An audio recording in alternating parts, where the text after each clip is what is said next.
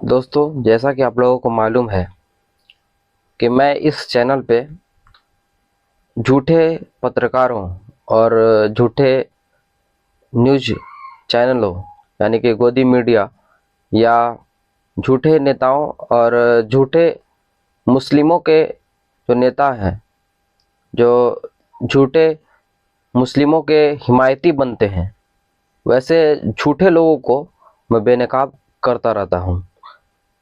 आज की इस कड़ी में, आज की इस वीडियो में मैं एक और ऐसे ही नेता को एक्सपोज करने वाला हूँ, उनका पर्दाफाश करने वाला हूँ। तो चलिए आज की इस वीडियो को शुरू करते हैं। आदाब, जय भीम, जोहार। मैं हूँ एमडी हसनैन नवाज और आप देख रहे हैं द हैश टॉप। अगर आप हमें सपोर्ट करना चाहते हैं तो हमारे चैनल को सब्सक्राइब करें और जो ज्वाइन का बटन दिया हुआ है नीचे, उस ज्वाइन के बटन को दबाकर हमें सहयोग प्रदान करें। चलिए बढ़ते हैं न्यूज़ की तरफ। आप लोगों को मालूम होगा कि अभी जब लोकसभा चुनाव होने वाले थे 2024 में, तो उससे पहले एक ऐसे नेता थे जिनके सिर पे टोपी और चेहरे पे दाढ़ी आप लोगों को देखने को मिल सकता था। वो नेता जो थे वो मुस्लिमों को सरपरस्ती करते थे, उनकी क़यादत करने की बात वो करते थे और अभी भी कर रहे हैं। और उस समय लोकसभा चुनाव के कुछ महीनों पहले जब वो लोगों के बीच जाते थे और अपनी बैठक करते थे, अपनी सभा को संबोधित करते थे, तो लोगों से कहते थे कि तिलक नहीं लेना है, यानी कि जब लड़की का शादी करना है तो या लड़के का शादी करना है तो लड़के को तिलक नहीं लेना है, यानी कि दहेज नहीं लेना है। और इसके वजह से लोग जो थे वो उनके ऊपर विश्वास करते थे और उनके साथ चलते थे, उनकी इस मुहिम को सपोर्ट करते थे। लेकिन इसी के साथ साथ वो और भी डिमांड करते थे, जिसमें है वो कहा करते थे कि हमारे लोगों को आज बहुत सारी परेशानियों का सामना करना पड़ रहा है और बहुत सारे वो घटनाओं का उस समय उल्लेख भी करते थे कि आज हमारे बिहार में ऐसा हुआ है, यहाँ पर ऐसा हुआ है, यहाँ पर हमारे कौम के मतलब मुसलमान के लोगों के साथ सिर्फ मुस्लिम होने की वजह से उनके साथ ये घटना हुई है। झारखंड में आते थे तो झारखंड की घटनाओं को वो बताते थे कि झारखंड में यहाँ पर ये चीज़ हुआ है। और झारखंड में उस समय भी जेएमएम की सरकार थी और बिहार में उस समय भी जदयू और भाजपा की सरकार थी। और आप लोगों को अभी तक मालूम हो गया होगा कि मैं किस नेता की बात कर रहा हूँ। अगर आप लोग अभी थोड़ा सा संशय में हैं या थोड़ा सा कंफ्यूज हैं तो मैं आप लोगों को बता दूं कि मैं बात असदुद्दीन ओवैसी की बिल्कुल नहीं कर रहा हूँ, क्योंकि वो ऐसा नहीं करते हैं। करते कौन है? तो करते हैं कौन, आप लोगों को बताना मैं अभी जा रहा हूं। और असल में बीजेपी की बी टीम कौन है, इसका भी जवाब आप लोगों को अभी मिल जाएगा। तो असल में बीजेपी का बी टीम जो है वो ये जनाब है। स्क्रीन पर आप लोगों को फोटो इनका दिख रहा होगा। चेहरे पे दाढ़ी है और सिर के ऊपर टोपी है और ये बहुत सारे जलसाओं में जाकर और मुस्लिम की जो सभाएं होती हैं, मुस्लिम समुदाय के जो सभाएं होती हैं, उन सभाओं में जाकर मुस्लिमों को इन्फ्लुएंस करते हैं और उनको समझाते हैं कि दहेज नहीं लेना चाहिए और शादी जो है वो कम खर्चे में करना चाहिए, ऐसा वो समझाते हैं। लेकिन इसके साथ ही साथ वो जो भी पार्टियां हैं उनको उनके खिलाफ ये बोलते हुए नजर आते हैं कि इन पार्टियों के द्वारा ये किया गया, इन पार्टियों के द्वारा ये किया गया। लेकिन अभी जब वक्फ संशोधन कानून जब बन गया, वक्फ बाय यूज़र जो कानून था उसे अब समाप्त कर दिया गया है और अभी ये मामला सुप्रीम कोर्ट में है। सुप्रीम कोर्ट ने अपना जो फैसला है उसे अभी सुरक्षित रखा है और हो सकता है कि कुछ दिनों के बाद सुप्रीम कोर्ट अपना फैसला सुनाए। और उस समय जदयू के बहुत सारे नेता, मैं आप लोगों को बता दूं कि ये जनाब जो हैं वो जदयू से जुड़े हुए नेता हैं और असदुद्दीन ओवैसी को भी ये गाली देते रहते हैं और असदुद्दीन ओवैसी को ये बीजेपी की बी टीम कह रहे थे। लेकिन अभी जब वक्फ संशोधन कानून का जो मामला हुआ तो इन्होंने अपनी पार्टी से इस्तीफा नहीं दिया।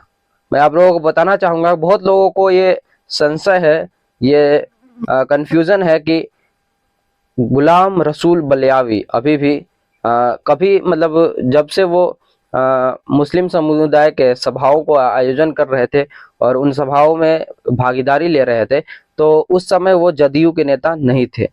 तो मैं बता दूं कि उस समय भी वो जदयू के नहीं नेता थे और जदयू के सदस्य हैं वो अभी भी।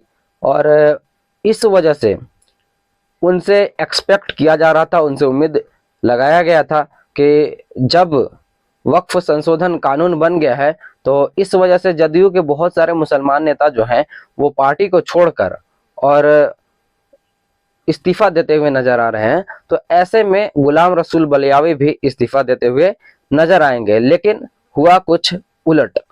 इन्होंने प्रेस कॉन्फ्रेंस किया, बहुत सारी सभाएं की और सभाओं में उन्होंने इस पर जवाब देने से कतराते हुए नजर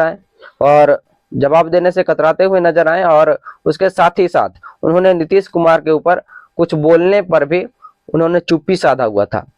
उन पर बोलने पर भी ये नहीं कुछ बोले हैं, सवाल करने के बावजूद भी उन पर हमला नहीं बोला है उन्होंने और उन्होंने बिना उनको ये जो बिल है वो पास किया गया है। और अभी हम बात कर रहे हैं ये बिल में जो वक्फ बाय यूजर का जो प्रावधान खत्म किया गया है उसको फिर से जोड़ लिया जाएगा। ये बिल पास होने के बावजूद भी गुलाम रसूल बलियावी कहते हुए नजर आ रहे थे, लेकिन इन्होंने इस्तीफा नहीं दिया और अब पूरे बिहार में इनका पुतला जो है वो सड़क पर दहन किया गया। क्यों किया गया? क्योंकि इन्हें अल्पसंख्यक आयोग का अध्यक्ष बना दिया गया। मुसलमानों के साथ अक्सर ऐसा ही होता है, जब उनके साथ कुछ अन्याय होता है तो उन्हें कोई पद देकर और सुलटा दिया जाता है, यानी कि उस मामले को खत्म कर दिया जाता है। आप लोगों ने भी देखा होगा कि झारखंड के गढ़वा में भी जिला अध्यक्ष के पद के लिए, झारखंड मुक्ति मोर्चा के जिला अध्यक्ष के पद के लिए इसी तरह का रस्साकसी चल रहा था। फेसबुक पर वार छिड़ा हुआ था, लेकिन हुआ क्या? कुछ नहीं हुआ। उसके बावजूद भी जो जिसे अध्यक्ष बनाया, मनोनीत किया गया था, जिसे चुना गया था, अंत में उसे ही अध्यक्ष बना दिया गया और गढ़वा के जो मुसलमान हैं वो फेसबुक पर अपना पोस्ट लिखते ही रह गए। और ऐसा ही अब बिहार में भी हुआ है और गुलाम रसूल बलियावी उन्होंने कौम का सौदा कर दिया और अल्पसंख्यक आयोग का अध्यक्ष बनकर उन्होंने ये सौदा पूरा किया। और अब आप बताइए, मैं आप लोगों से जानना चाहूँगा कि बीजेपी का बी टीम कौन है, गुलाम रसूल बलियावी या असदुद्दीन ओवैसी? असदुद्दीन ओवैसी की अगर बात करें तो असदुद्दीन ओवैसी ने यहाँ तक भी कह दिया है कि चलिए हम लोग चलते हैं और जो लोग भी मेरे ऊपर ये आरोप लगाते हैं कि मैं बीजेपी की बी टीम हूँ तो चलिए हम लोग मदीने शरीफ में जाते हैं और मदीने शरीफ में जो हमारे आका हैं हुजूर सल्लल्लाहु अलैहि वसल्लम है, उनके दरगाह पे, उनके रोज़े मुबारक पे जाते हैं और उस रोज़े मुबारक के सामने मैं कहने के लिए तैयार हूं कि मैं बीजेपी का बी टीम नहीं हूं। अब देखिए, इससे बड़ी बात असदुद्दीन ओवैसी और क्या कह सकते हैं जिससे मुसलमान उनके बातों पर यकीन करें, या कोई भी आदमी जो जिस धर्म को मानता है उस धर्म के का जो सबसे पवित्र स्थल है उसके पास जाकर, वहां पर जाकर और इस तरह की कसम खाने के लिए या इस तरह की बात कहने के लिए कहे तो कौन उस धर्म का व्यक्ति होगा जो उनकी बातों पर यकीन नहीं करेगा? आप लोग बताइए कि आप लोगों को क्या लगता है कि भाजपा का बी टीम असल में कौन है।